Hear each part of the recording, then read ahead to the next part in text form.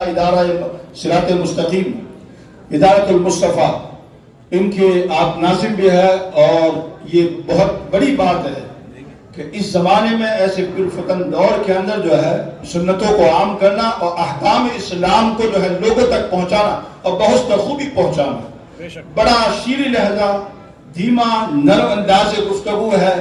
اللہ تبارک و تعالیٰ نے وہ صلاحیت برکت عطا فرمائی ہے۔ نبی رحمت علیہ السلام کا، اہل بیت پاک کا، صحابہ کا صدقہ ہے کہ آپ کی باتیں جو ہے وہ کانوں سے ہوتی ہوئی دل تک پہنچ جاتی ہے۔ انشاءاللہ تبارک و تعالیٰ آئیے حضرت کا استقبال کرتے ہیں نعرہ تکبیر اور نعرہ رسالت کے ساتھ۔ اور یہ آپ کو میں بتاتا چلوں، سینکڑوں کی تعداد میں طلبہ حضرت کے ادارے میں فارغ ہوتے ہیں۔ بہت بڑا آپ کا مرکز ہے، پورے پاکستان میں آپ کا دورہ ہوتا ہے۔ اللہ کے نبی علیہ السلام کی ایک بات جو ہے حدیث پاک سنا دوں۔ اللہ کے نبی علیہ السلام نے فرمایا المتمسک بسنتی عند فساد امتی، کہ میری امت کے اندر جس وقت فساد ہو اس وقت میری سنت کو پکڑنا کتنا سخت ہوگا۔ کالقابض علی الجمر، جیسے انگارے کو پکڑنا مشکل ہوتا ہے اسی طرح سنت مصطفیٰ پر عمل کرنا مشکل ہو جائے گا۔ لیکن سبحان اللہ، حضرت کے داعیانہ خطابات نے پاکستان کے ہزاروں لاکھوں نوجوانوں کے دلوں میں انقلاب پیدا کر دیا۔ اور آج بھی آپ یہاں دیکھیں تو نوجوانوں کا ایک ڈھاتے مارتا ہوا سمندر ہے۔ آپ سب کو اللہ سلامت رکھے۔ آئیے حضرت کا استقبال کرتے ہیں۔ نعرہ تکبیر، نعرہ رسالت، اہل بیت پاک، اہل بیت پاک، صحابہ کرام، علماء کرام، علماء کرام، نعرہ تکبیر، نعرہ رسالت، نعرہ حیدری، نعرہ غوثیہ۔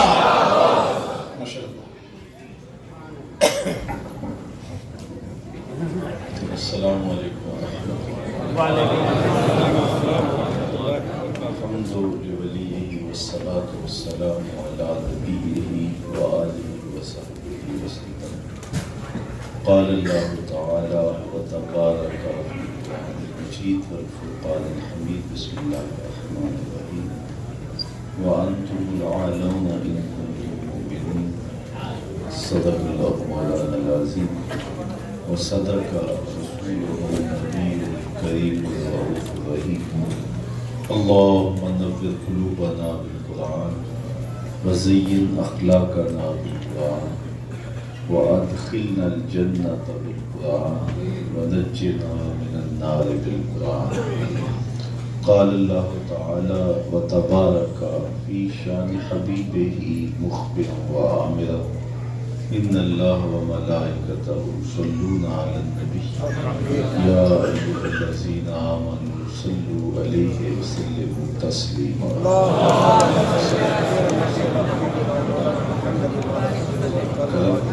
صلاۃ والسلام علیک یا سیدی رسول اللہ۔ تمام حمد و ثنا، تعریف و توصیف اللہ جل مجدہ الکریم کی ذات بابرکات کے لیے، جو خالق کائنات بھی ہے اور مالک ششہات بھی۔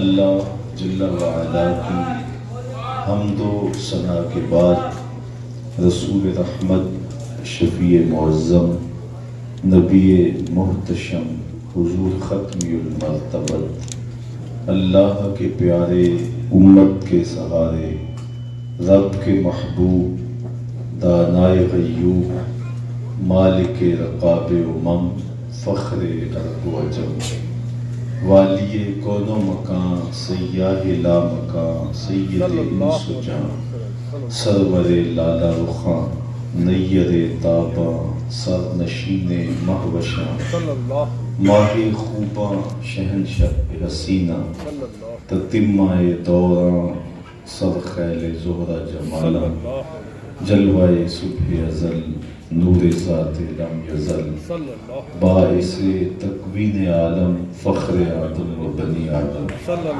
نیر بطحا، رازدار ما اوحا، شاہد ما طغا، صاحب علم نشرہ، معصوم آمنہ، احمد مجتبیٰ، حضرت محمد مصطفیٰ صلی اللہ علیہ وآلہ وسلم کے حضور ناز میں اپنی عقیدتوں، ارادتوں اور محبت خراج پیش کرنے کے بعد واجب الاحترام عالی مرتبت ذی وقار علماء کرام، حضرات سامعین، منتظمین مجلس ھذا، خواتین و حضرات، السلام علیکم ورحمۃ اللہ وبرکاتہ۔ وعلیکم السلام ورحمۃ اللہ وبرکاتہ۔ سنی مسلم سوسائٹی کی جانب سے منعقدہ اس اجتماع میں حاضر ہونے کا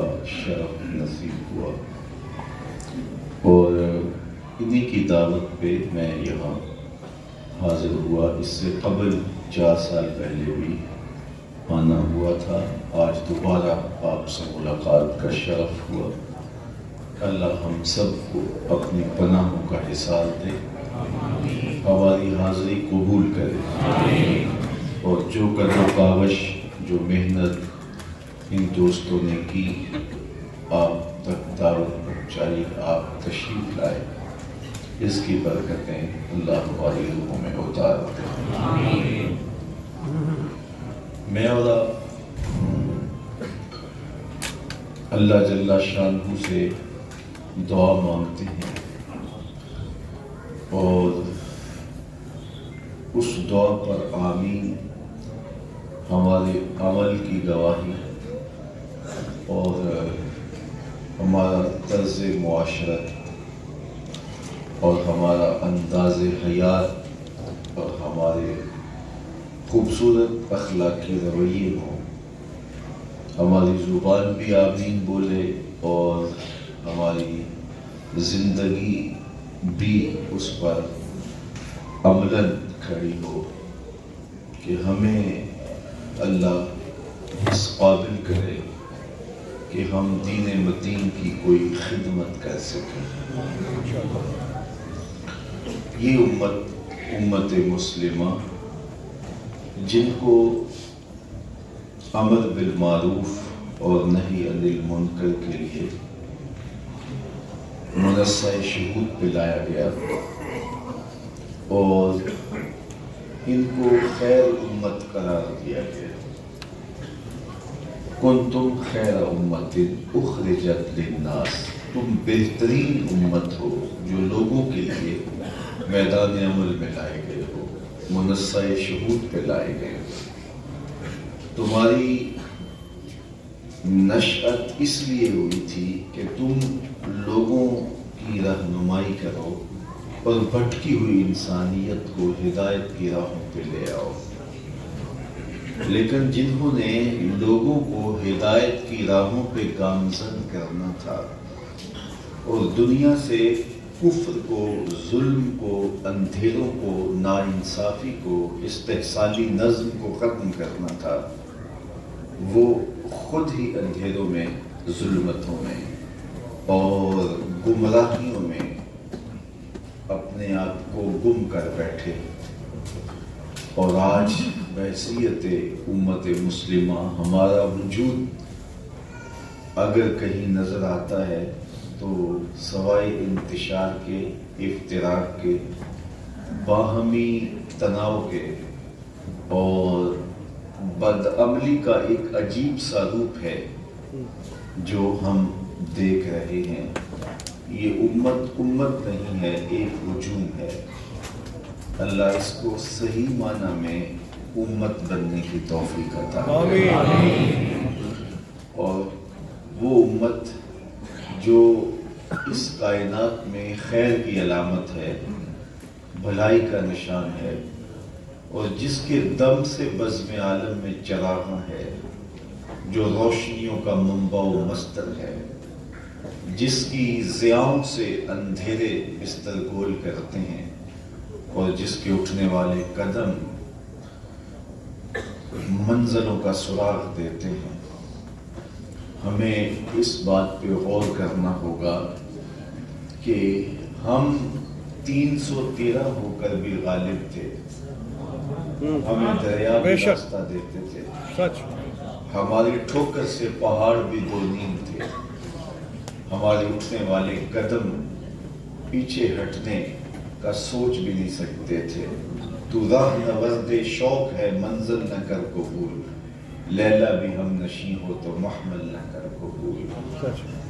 ہم ایک ایسا تعارف تھے جو خیر کی قوتوں کو ابھارنے والا تھا، ہم ایسا پیغام تھے جو شر کو مٹانے والا تھا، ہم ایک ایسا پرنور ماحول تشکیل دیتے تھے کہ جہاں امن، محبت اور الفت کے سوتے پھوٹتے تھے۔ اور پھر کیا ہوا کہ ہم ایک دوسرے کا گریبان نوچنے لگے، ایک دوسرے کا گلا چیرنے لگے، ہم جغرافیائی تعصبات میں مبتلا ہو گئے اور ہم نے اپنے آپ کو مختلف خانوں میں، مختلف دائروں میں بانٹ لیا، نظریاتی تقسیمات سے لے کر کے جغرافیائی تقسیمات تک، لسانی تعصبات سے لے کر علاقائی تعصبات تک، ہم تقسیم در تقسیم کے عمل سے گزرے اور آج دنیا پر 1.40-50 کروڑ مسلمان بستے ہیں، لیکن ان کی کہیں کوئی توقیر نہیں، 2 ٹکے کی ویلیو نہیں۔ آج ہے رسوا زمانے میں کلاه لالا رنگ، جو سراپا نازتے ہیں آج مجبور نیاز۔ رو رہی ہے آج ایک ٹوٹی ہوئی مینا اسے، کل تلک گردش میں جس ساکی کے پیمانے رہے۔ خیر تو ساکی سہی لیکن پلائے گا کسے، اب نہ میں کش رہے باقی نہ میں خانے رہے۔ رو رہے ہیں آج وہ دشت جنو پرور جہاں، رقص میں لیلا رہی لیلا کے دیوانے رہے۔ آج جس قسم پرسی کے عالم میں ہم پوری دنیا کے اوپر، وہ کشمیر ہو، وہ فلسطین ہو، وہ یمن ہو، وہ شام ہو، وہ برما ہو، جو ہماری حالت ہے، جس طرح ہم لہو ہیں، جس طرح ہم لخت ہیں، اور جو بے توقیری ہے ہماری، وہ کسی سے محفوظ نہیں ہے۔ ہماری یہ حالت کیوں ہوئی؟ ہم عزتوں کی مسند پہ تھے، ہم ذلت کے مقام پہ کیوں آ گئے؟ ہم سر بلند تھے، ہم سر خرو تھے، تخت و تاج ہمارا تھا، دنیا ہماری باج گزار تھی، لیکن آج ہم دنیا کے باج گزار ہو گئے، ہم بے توقیر ہو گئے، جبکہ عزتیں ہماری ٹھوکر سے پھوٹتی تھی۔ آج ہم خود جو ہے وہ ذلت و رسوائی اور عبرت کا نشان بن گئے۔ اس کا سبب کیا ہے؟ میرے اور آپ کے خالق و مالک نے 2 ٹوک ارشاد فرمایا، وَأَنْتُمُ الْعَالَوْنَ إِن كُنتُم مُؤْمِنِينَ۔ آج بھی مومن بن جاؤ، عزتوں کا تاج تمہارے سر پہ رکھ دوں گا۔ آج بھی تم اس کے ہو کے دیکھو، سرخرویاں تمہارا مقدر ہوں گی، تمہیں عزت، منصب، شان و شوکت سب کچھ عطا کر دوں گا، لیکن شرط ایک ہی ہے کہ تم بس اس کے ہو جاؤ۔ جب تم اس کے ہو جاؤ گے تو خدائی تمہاری ہو جائے گی۔ ہم نے اللہ اور اس کے رسول کے پیغام کو عملاً چھوڑ دیا، اعتقاداً تو ہم کہتے ہیں، لیکن عملی زندگی ہماری، اس کا ہم خود مطالعہ کریں تو ہم خود دیکھ سکتے ہیں کہ ہم کہاں کھڑے ہیں۔ کسی سے پوچھنے کی ضرورت نہیں، بل الانسان علی نفسہ بصیرہ ولو القی معاذیرہ۔ انسان اپنے اندر خود اتر کے دیکھے کہ وہ کھڑا کہاں ہے۔ ایک تو فتویٰ باہر سے لیا جاتا ہے اور ایک فتویٰ اندر سے پھوٹتا ہے۔ مجلس لگی تھی، ہجوم عاشقاں تھا، تو وابصہ بن معبد رضی اللہ تعالی عنہ مجلس میں آ کے پیچھے بیٹھ گئے، تو حضور نے فرمایا ادنو یا وابصہ، وابصہ دور بیٹھی ہو، ذرا نیڑے آ جاؤ۔ تو وہ اٹھے اور قریب آ گئے، تو پھر فرمایا وابصہ اور قریب آ جاؤ، حضرت وابصہ اور قریب ہو گئے، پھر کہا وابصہ اور نیڑے آ جاؤ۔ حضرت وابسہ کہتے ہیں میں اپنے مقدر پہ قربان جاؤں، میں اتنا قریب ہوا کہ میرے گھٹنے حضور کے گھٹنوں سے چھونے لگے۔ جب میں اتنا قریب آیا تو حضور نے کہا وابسہ کوئی سوال پوچھنے آئے ہو؟ میں نے کہا جی حضور میں سوال پوچھنے آیا ہوں۔ کہا جو پوچھنے آئے ہو پوچھو گے یا بتاؤں کیا پوچھنے آئے ہو؟ عرض کی حضور اگر آپ بتا دیں پھر تو کمال ہو جائے گا۔ فرمایا تم خیر اور شر کے بارے پوچھنے آئے ہو، اچھائی کیا ہوتی ہے برائی کیا ہوتی ہے، یہ تمہارا سوال ہے، یہی سوال ہے نا؟ جی جی حضور یہی سوال ہے۔ کہا اس کا جواب مجھ سے لینا یا اپنے آپ سے؟ عرض کی اگر جواب آتا ہوتا تو سوال ہی کیوں بنتا؟ تو یہ 3 انگلیاں حضور نے جوڑی، فضرب علی صدرہ وقال استفت قلبک، حضور نے یہ انگلیاں جوڑ کے ان کے سینے پہ ماری، دل والی جگہ پہ، کہا یہ مفتی بیٹھا اسے پوچھ لے، یہی تمہیں بتا دے گا اچھائی کیا ہے، یہی تمہیں بتا دے گا کہ برائی کیا ہے۔ تو یہ بات ذہن میں رکھیے کہ اچھائی کیا ہے، برائی کیا ہے، خیر کیا ہے، شر کیا ہے۔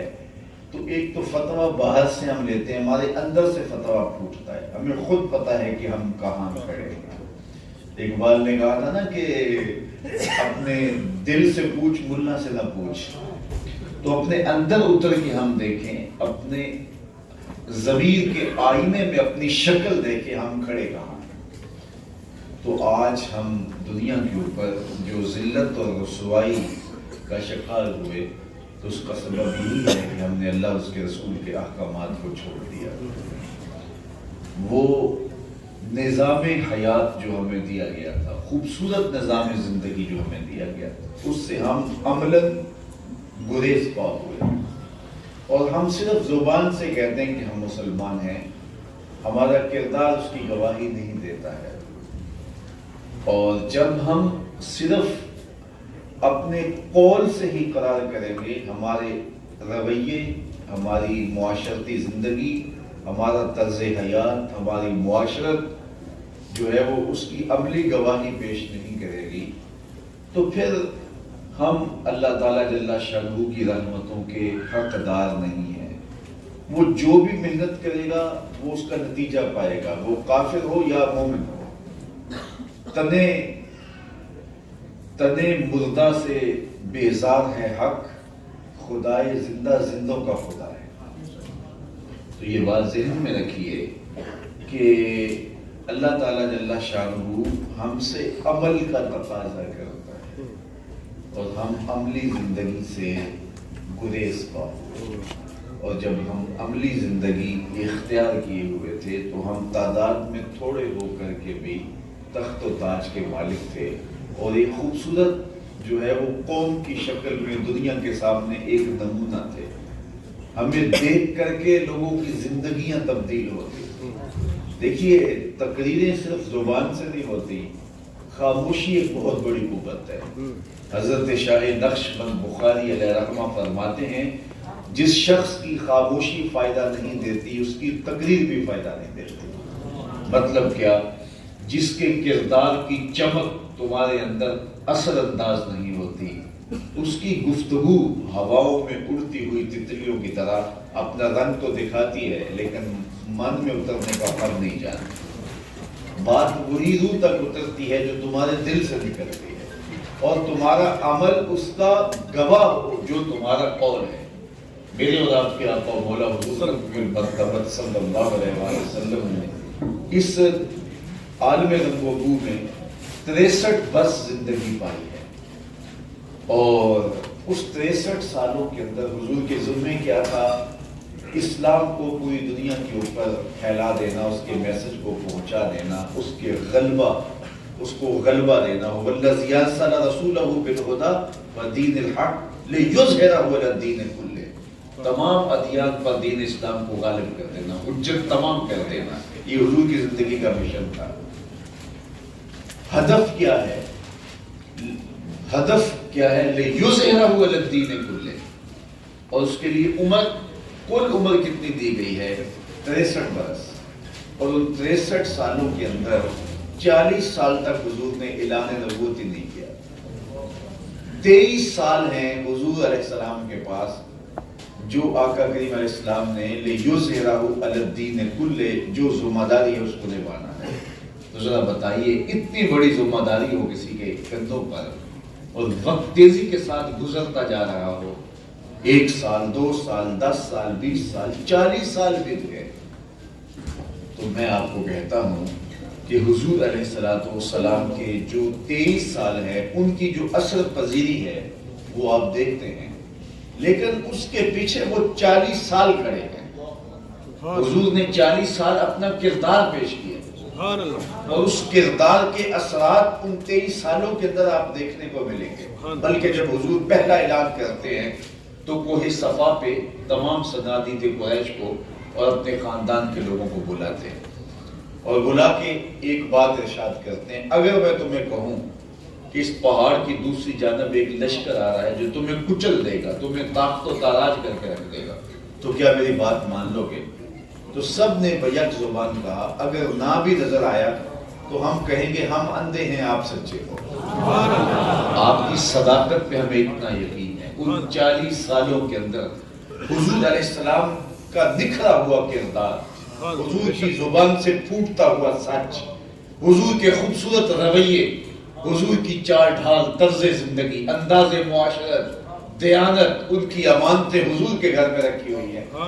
تو انہوں نے کہا کہ آپ تو کبھی جھوٹ بول ہی نہیں سکتے, آپ کی 40 سالہ زندگی گواہ ہے اس بات پر, تو ہم دیکھیں گے اگر وہ لشکر نظر نہ بھی آیا تو ہم قصور اپنی آنکھوں کا نکالیں گے, آپ تو سچے ہیں. میرے حضور نے فرمایا کہ اگر مجھے اتنا سچا مانتے ہو تو پھر مان لو اللہ ایک ہے.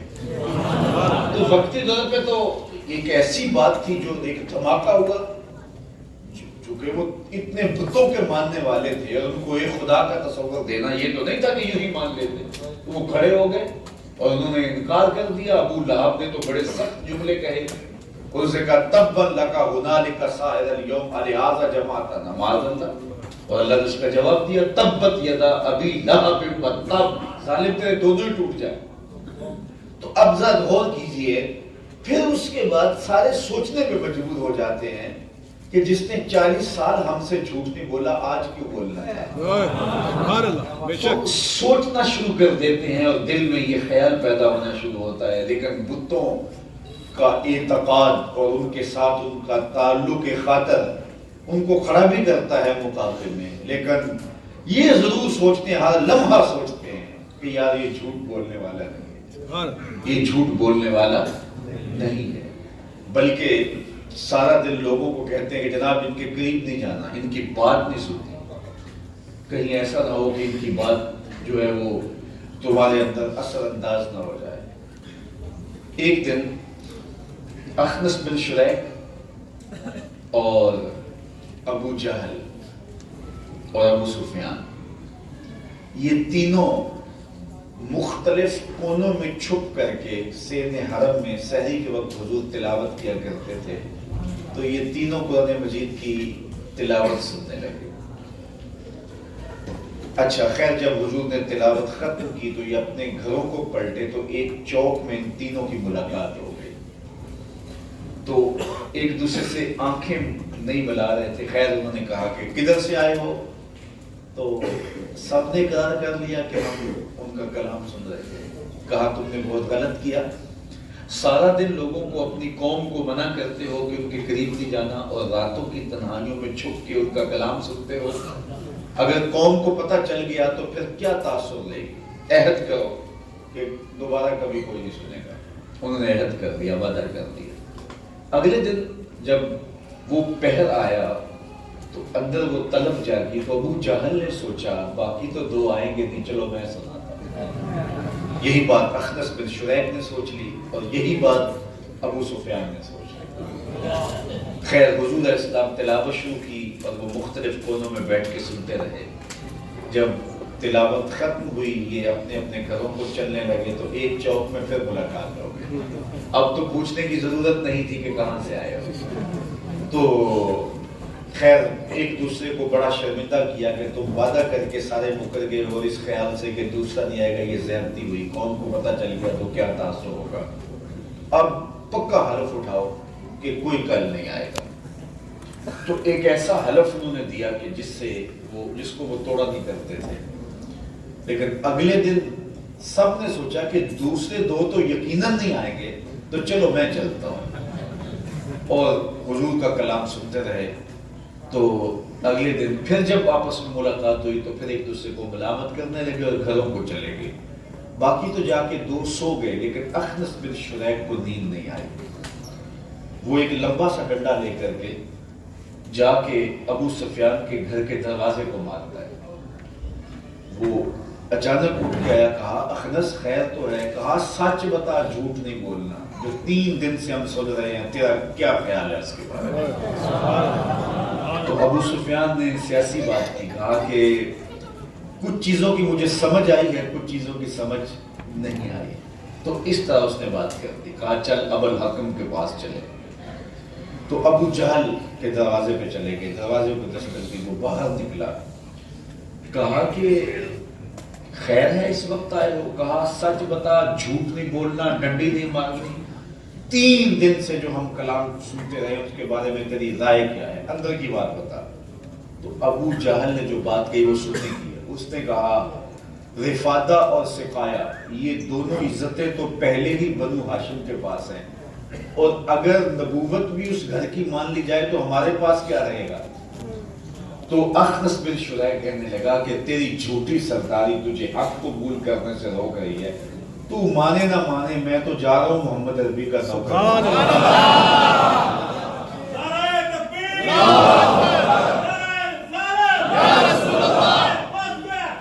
اس نے کہا کہ تو مانے نہ مانے، میں تو ان کا نوکر بننے جا رہا ہوں. اب اخنس بن شریح اہم شخص تھا. ابو جہل نے سوچا کہ اگر یہ چلا جاتا ہے اور اسلام قبول کر لیتا ہے تو یہ تو بہت بڑا بھونچال آ جائے گا کفر کے ایوانوں میں، اور دوسرا یہ ہمارا چھپ چھپ کے سننا یہ بھی تشتش بام ہو جائے گا، تو یہ تو بہت خرابی ہوگی. تو مکار بہت تھا. اس نے اخنس کو کہا اخنس کیا تم اپنے آباء و اجداد کے بتوں کو چھوڑنے جا رہے ہو، اپنے آباء و اجداد کے دین کو ترک کرنے جا رہے ہو؟ ایسی باتیں کی کہ اس کا جو ہے وہ دل ڈول گیا اور وہ واپس اپنے گھر چلا گیا. علماء نے یہ لکھا کہ اللہ کی توفیق کے بغیر ایمان نہیں ملتا. یہ شخص ایمان کے کنارے سے کفر کی طرف دوبارہ بڑھا، یہ اسلام نہیں لا سکا اور کفر پہ مرا. اللہ اکبر. تو بات یہ ہے کہ ان کے قول کی صداقت کے یہ قائل تھے، لیکن یہ کہتے تھے کہ اگر مان لیا تو پھر ہماری سرداری کی طرف، پھر سب کچھ تو بنو ہاشم کا تسلیم کرنا پڑے گا. ان کا اندر مانتا تھا جس نے 40 سال جھوٹ نہیں بولا ہے وہ اب بھی جھوٹ نہیں بولتا ہے. صاحب جب آپ کا کردار اچھا ہوگا، کردار خوبصورت ہوگا، آج نہیں تو کل آپ کی بات لوگوں کو ماننا پڑے گی. لیکن آپ کا نظریہ کتنا بھی اچھا کیوں نہ ہو، لیکن اگر آپ کا کردار خوبصورت نہیں ہے تو آپ کے نظریے کو رد کر دیا جائے گا، آپ کے کردار کو نشانہ بنا کے.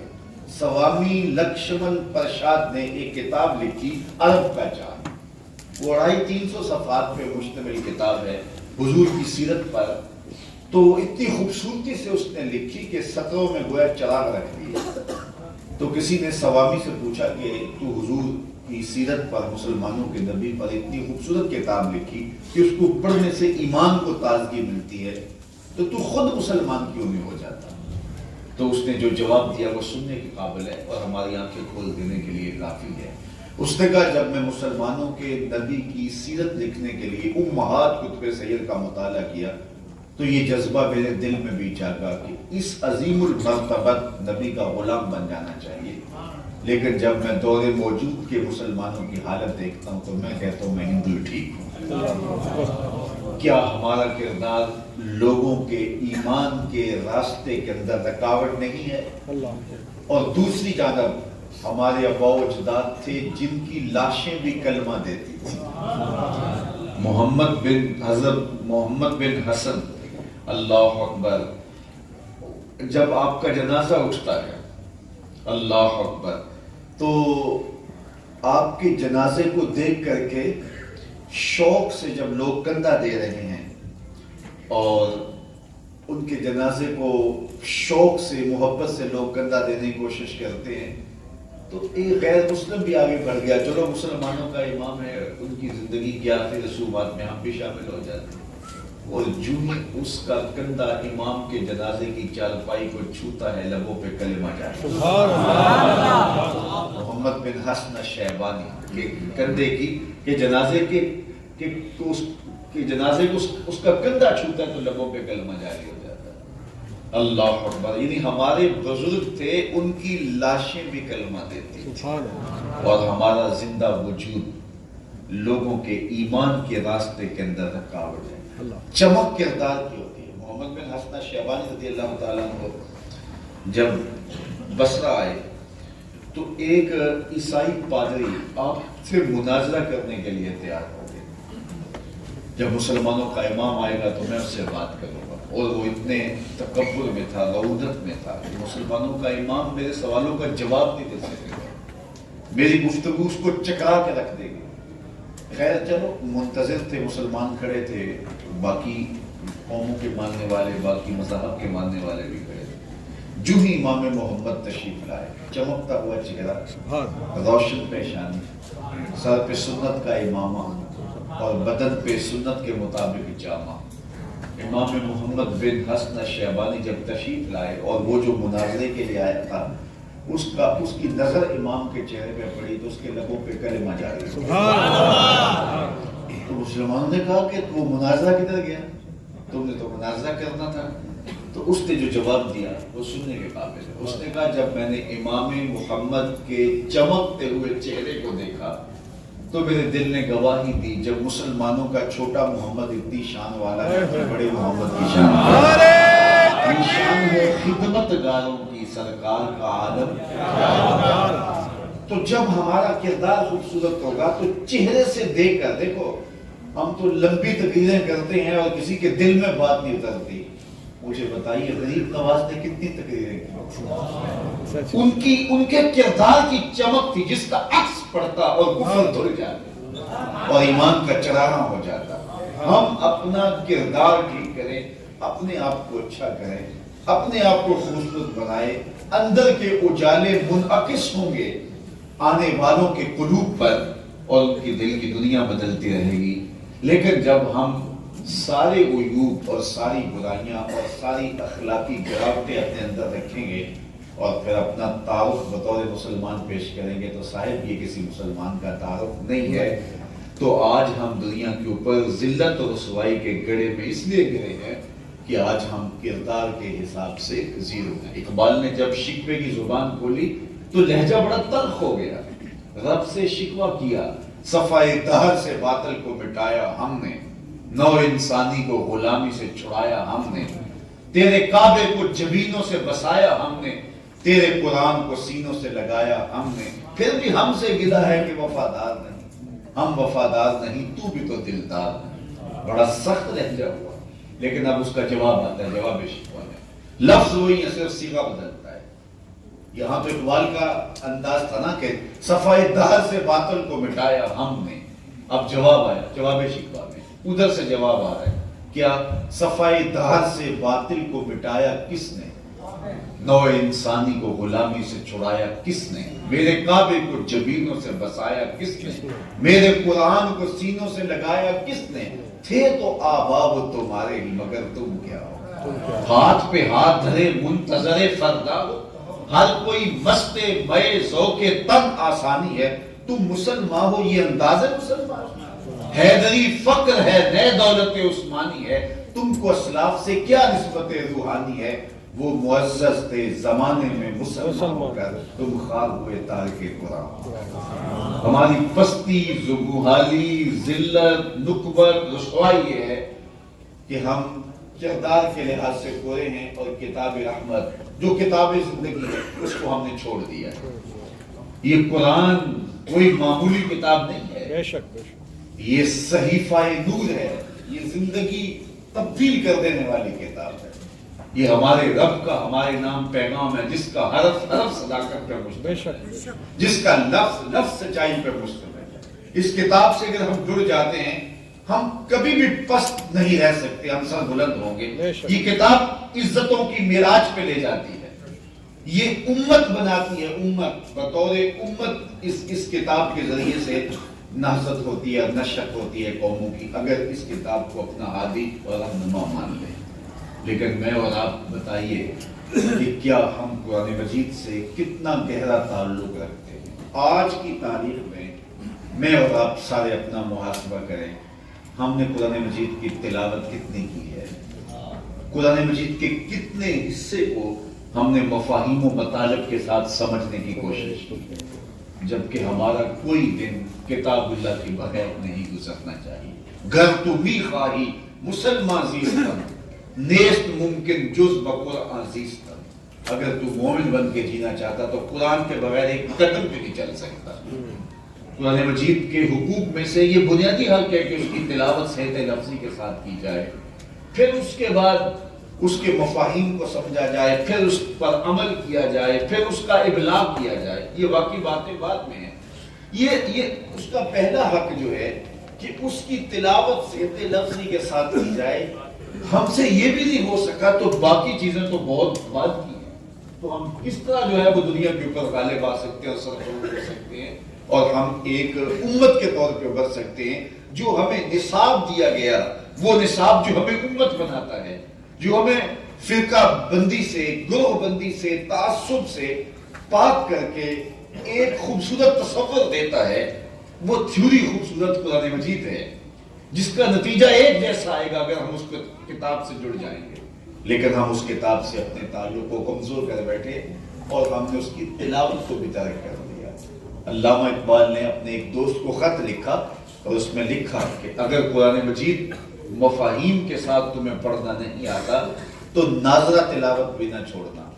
خالی تلاوت کرنے سے قلب کا تعلق قلب رسول سے جڑ جاتا ہے، کیونکہ قرآن مجید حضور کے قلب اطہر پہ نازل ہوا ہے، تو جو قرآن مجید کی تلاوت کرتا ہے اس کا تعلق حضور کے قلب اطہر سے جڑتا ہے۔ تو جب حضور کے قلب سے امت جڑنا شروع ہو جائے گی تو پھر امت بننا شروع ہو جائے گی۔ لیکن ہم نے قرآن مجید کو چھوڑ دیا، اور پھر قرآن مجید کی تلاوت اگر کہیں موجود بھی ہے تو وہ بھی سوائے ایک رسم کے اور جن مقاصد کے لیے قرآن نازل کیا گیا ہم ان مقاصد سے انحراف کر رہے ہیں۔ یہاں بڑی خوبصورت بات پھر اقبال نے خوبصورت انداز میں ہمارے سامنے رکھی، تو بندے صوفی و ملا اسیری حیات از حکمت قرآن اگیری بآیاتش تراکار جزی نیست کہ از یاسین او آسام اگیری۔ اقبال کہتا ہے کہ جاہل صوفی اور کاہل ملا کہ تو ایسے پھندے میں پھنسا کہ تو نے قرآن سے زندگی تلاش نہیں۔ قرآن کی آیتوں سے تجھے صرف اتنا سروکار ہے، جب تیرے بوڑھے کی روح اٹک گئی تو سورہ یاسین لے کے بیٹھ گیا کہ اس کی تلاوت کرو اور اس کی روح آسانی سے نکل جائے۔ اقبال کہتے ہیں اس میں کوئی شک نہیں، اس کو فائدہ ہوتا ہے، لیکن مجھے افسوس ہے کہ اس قرآن سے بھی تم مرنے کا راستہ تلاش کیا، کاش اس قرآن سے جینا سیکھ لیا۔ یہ حیات آفری کتاب ہے، اس کا حرف حرف زندگی بخش ہے، لفظ لفظ حیات افروز ہے، لیکن اس کتاب کے ساتھ تیرا وہ تعلق نہیں رہا جو کتاب کے ساتھ تعلق کا تقاضا تھا۔ آج ہم کتاب کو چھوڑنے کی وجہ سے، دیکھیے 3 چیزیں ہیں ہمارے لیے۔ جو نصاب اس امت کے لیے دیا گیا وہ قرآن ہے، جو مرکز ہے وہ کعبۃ اللہ ہے، اور جو ہماری قیادت ہے وہ مصطفیٰ جان رحمت۔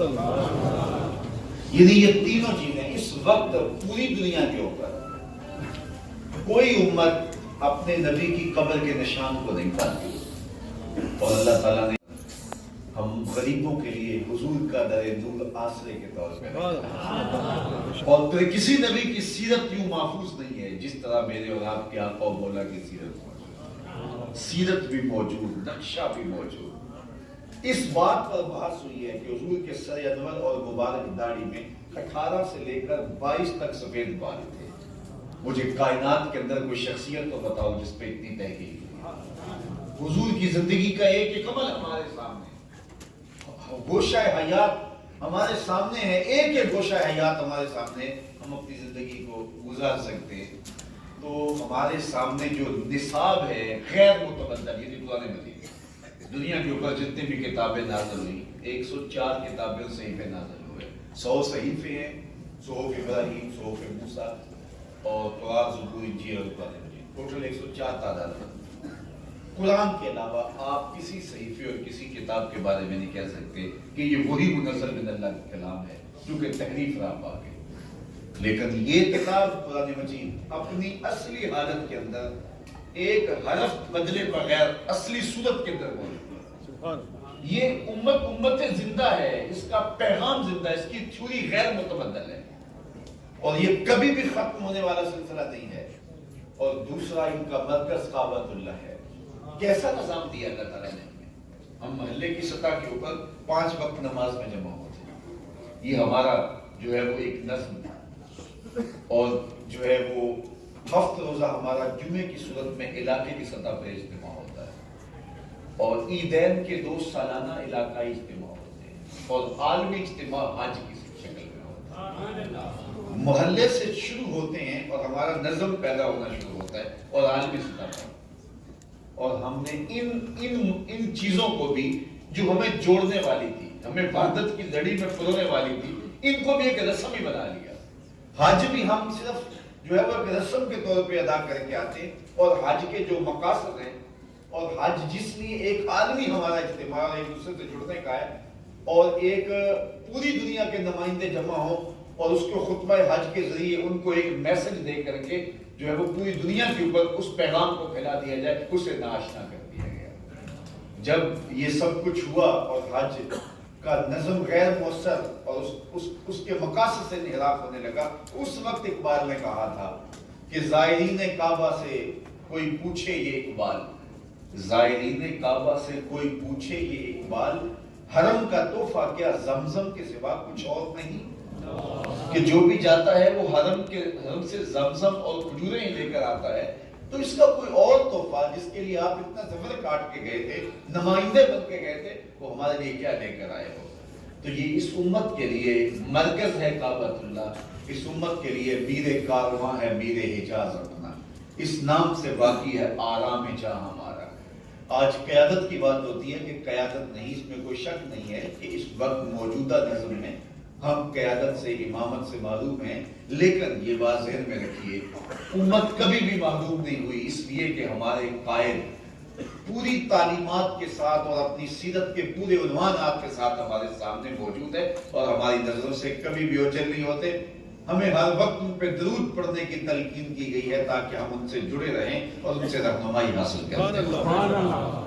اور قرآن مجید کی صورت کے اندر ایک کامل، اکمل، مکمل، غیر متبدل اور بغیر کسی شک و ریب کے ایک ایسا نصاب زندگی ہے جو ہر دور کے تقاضوں کو پورا کرتا ہے۔ حضرت سید علی المرتضیٰ رضی اللہ تعالیٰ عنہ نے حضور سے سوال کیا، جب آقا کریم نے فتنوں کا ذکر کیا، آسمان سے برستے ہوئے فتنے جس طرح بارش برستی ہے، قرب قیامت میں بہت کچھ ہوگا، تو کہا حضور کی صورت اس دور میں بچنے کی صورت کیا ہوگی؟ تو حضور نے 2 ٹوک پر چستہ اشارہ فرمایا، اللہ کی کتاب قرآن مجید، جو اس سے جڑ جائے گا وہ گمراہ ہونے سے بچ جائے گا۔ تو ہمارے لیے یہ ایک ایسا ضابطہ تھا کہ جس کے ذریعے سے ہم جو ہے وہ ایک امت بن سکتے تھے۔ آئیے میں اور آپ اپنی زندگی میں قرآن مجید سے تعلق کو مضبوط کریں۔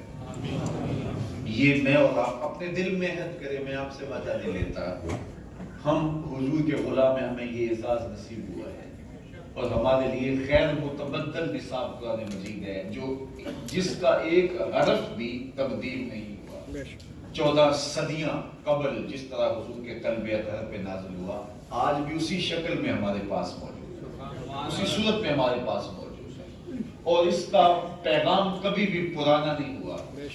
تو اس کتاب کے ساتھ ہم جڑے، روزانہ کم از کم 2 رکوع، اور اگر یہ بھی ممکن نہیں تو 1 رکوع اپنی زندگی میں لازم کر دو کہ آپ کا کوئی دن قرآن کی تلاوت کے بغیر نہ ہو۔ دیکھنا کیسے امت بنتی ہے، اس کو مفاہیم کے ساتھ، اس کو مطالب کے ساتھ سمجھنے کی کوشش کیجیے۔ اور دوسرا کام، حضور علیہ السلام کے ساتھ اپنی محبت کے رشتے کو مستحکم کیجیے۔ حضور کے ساتھ محبت کا رشتہ کیسے مستحکم؟ علماء نے اس میں بہت کچھ لکھا ہے، اور اب ڈاکٹر عبداللہ یمانی نے تقریباً 40 طریقے ایسے دیے ہیں کہ جو اختیار کرنے سے حضور سے محبت پیدا ہو جاتی ہے۔ اور بھی لوگوں نے اس سے بھی زائد باتیں کی ہیں، لیکن علامہ اقبال علیہ الرحمہ نے ایک میلاد کی سالانہ تقریب میں مختصراً 3 طریقے بیان کیے ہیں، اور اگر وہ ہم اختیار کر لیں اور وہ مشکل بھی نہیں ہے، ان کے ذریعے سے حضور علیہ السلام سے ہم قریب ہو جاتے ہیں۔ اور وہ پہلی چیز کہ کثرت سے حضور پر درود پڑھیں، اس سے ہمیں حضور کی قربت نصیب ہو۔ کثرت سے درود پڑھنے سے ہمارا اپنا ہی فائدہ ہے، ہمیں خود اس سے برکت نصیب ہوتی ہے۔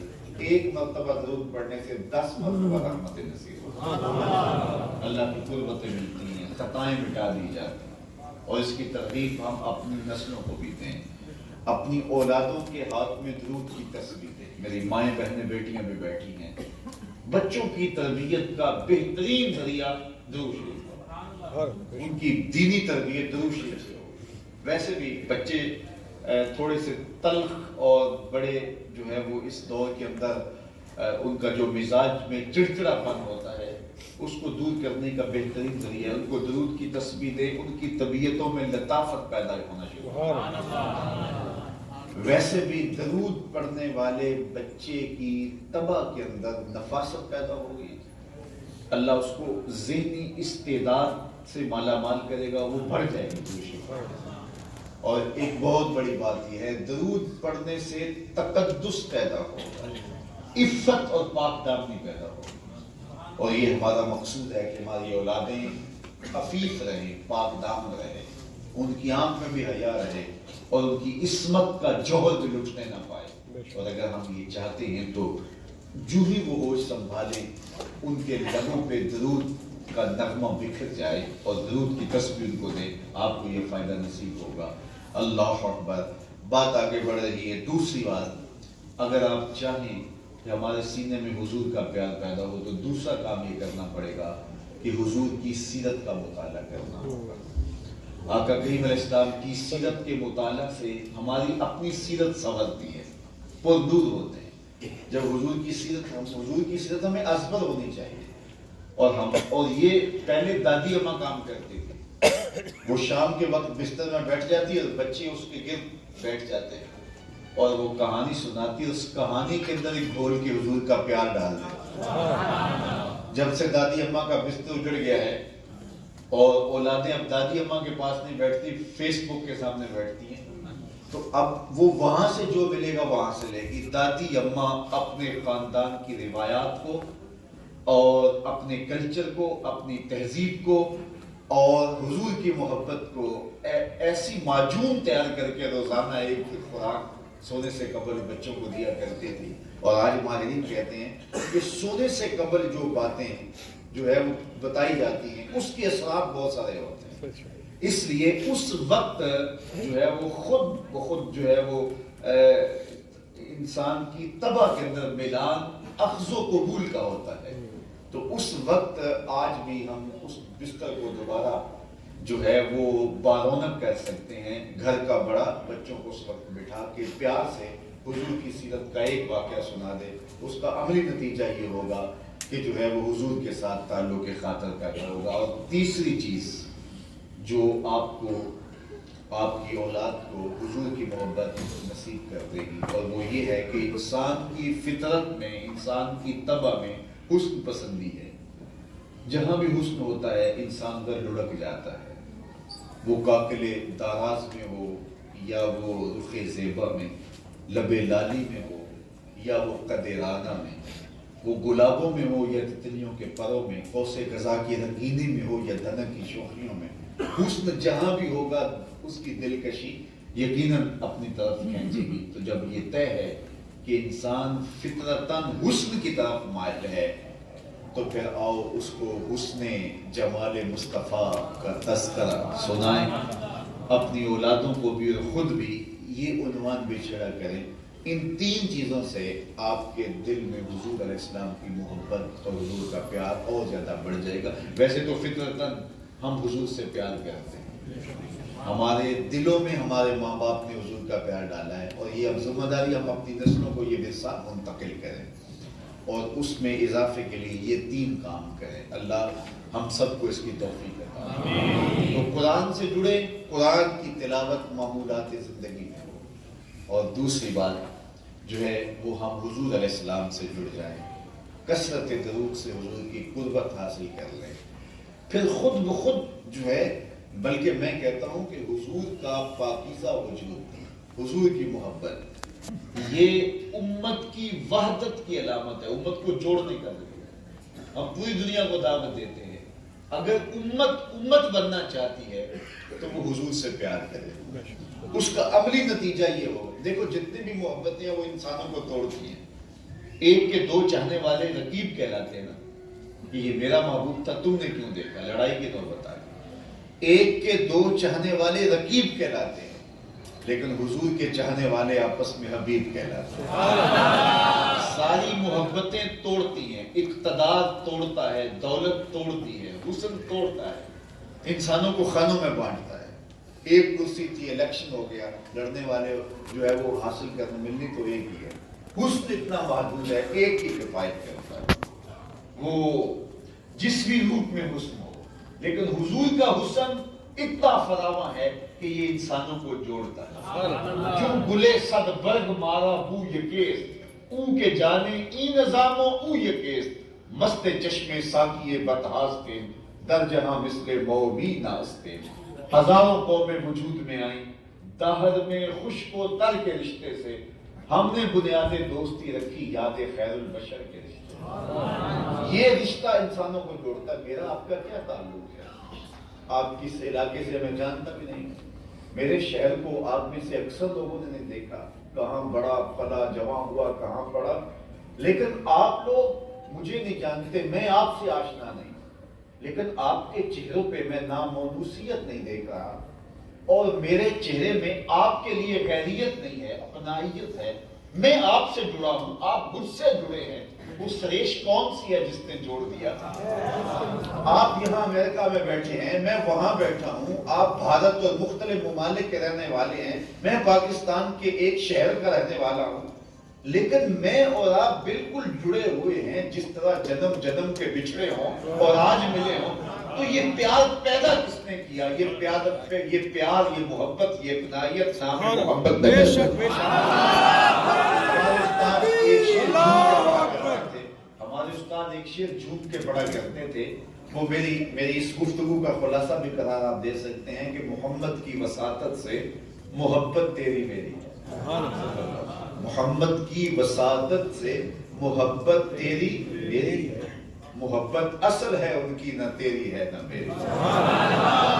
تو یہ محبت امت کو امت بنائے گی، امت کو کھڑا کرے گی۔ جو گلے صد برگ مارا بو یکیز، او کے جانے ای نظاموں او یکیز۔ کبھی گلے صد برگ، یہ بوٹے کا پھول، اس کی 100 پتیاں ہوتی ہیں، لیکن ہر پتی سے نکلنے والی خوشبو ایک ہی ہوتی ہے۔ تو کہا کوئی عرب میں رہتا ہو، عجم میں رہتا ہو، ہند میں رہتا ہو، سندھ میں رہتا ہو، پنجاب میں رہتا ہو، امریکہ کی سرزمین پہ رہتا ہو یا ایشیا میں رہتا ہو، لیکن اس ہر پتی سے نکلنے والی محمدی خوشبو ایک ہی ہو۔ امت اگر امت بننا چاہتی ہے تو وہ حضور کے نام پہ جمع ہو۔ اقبال کے سارے کلام کا رس نہ چھوڑو تو جوس یہ نکلتا ہے کہ محمد سے وفا نے تو ہم تیرے، یہ جہاں چیز ہے کیا؟ لوح و قلم تیرے۔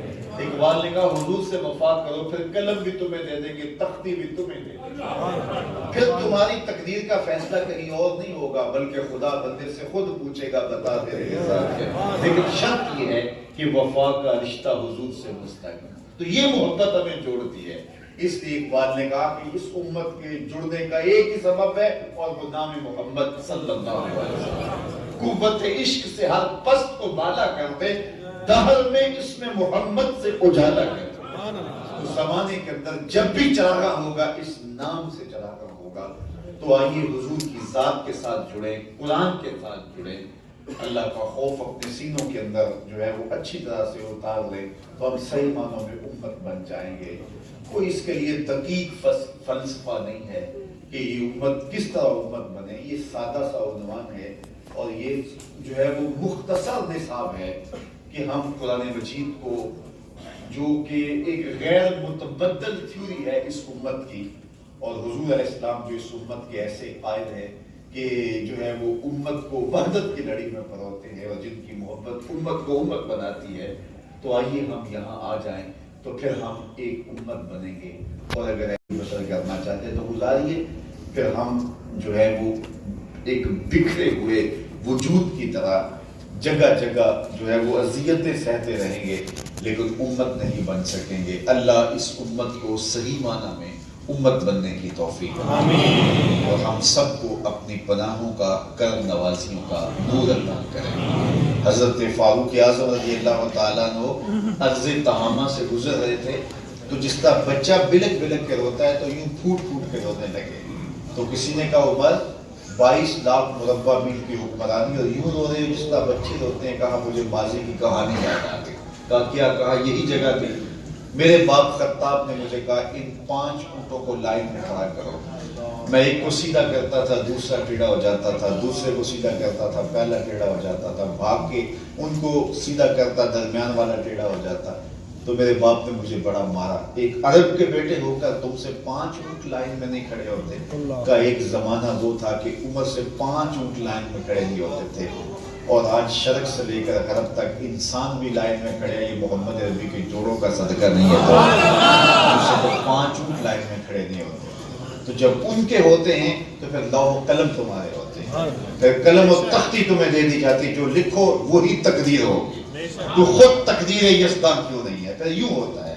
لیکن اگر ہم ان کے نہیں ہوتے تو پھر سوائے ذلت و رسوائی کے اور کچھ نہیں ہوتا. اس وقت بکھری ہوئی امت کے اندر میں اگر کہوں کہ میں کیا کر سکتا ہوں, اتنے لوگ اگر ہم کو کسی راستے پہ بھی چلیں تو کیا کر سکتے ہیں. صاحب جب اندھیرا چھاتا ہے تو وہ آپ نے دیکھا وہ جانور جس نے پیٹ کے اوپر وہ لالٹین باندھی ہوتی ہے, جگدو, تو وہ اس اندھیرے کے اندر چراغاں کرنے لگ جاتا ہے کہ یار میں اپنے حصے کی روشنی تو کروں. اس لیے اس وقت ان ظلمتوں کے اندر میں اور آپ اپنے حصے کا چراغاں کریں, اپنے حصے کا کام کریں. میں تو ایک بات اپنے دوستوں کا کرتا ہوں کہ اپنا کام اپنے حصے کا کام. ہم صرف جو ہم مکلف بھی اس کے ہیں, ہم سے وہی پوچھا جائے گا جس کے ہم مکلف ہیں اور جو ہم کر سکتے ہیں. اس لیے میں اور آپ ان راہوں کے مسافر اور اپنی زندگی کو حضور علیہ السلام کے نام پہ ڈال دے. اللہ جل شان ہمارے میزبانوں کو جزائے خیر عطا. سنی مسلم سوسائٹی کے جملہ اراکین کو اور ان دوستوں کو جزائے خیر دے, اور آپ لوگوں کو کہ جو وقت نکال کے مختلف جگہوں سے چل کے تشریف لائے, اور جس طرح آج کے اجتماع کی رونقیں ہیں, اللہ اس کی برکتیں ہم سب کو عطا کرے. وآخر دعوانا ان الحمد للہ رب العالمین.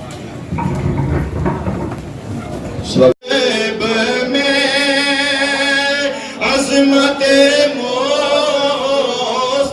مصطفیٰ ڈال دے قلب میں, عظمت مصطفیٰ سیدی اعلیٰ. جب ان کی آمد ہو اور بھیجے سب ان کی شوکت پہلا کو سلام, مجھ سے خدمات کے خود سے کہے ہاں رضا, مجھ سے خدمات کے خود سی کہے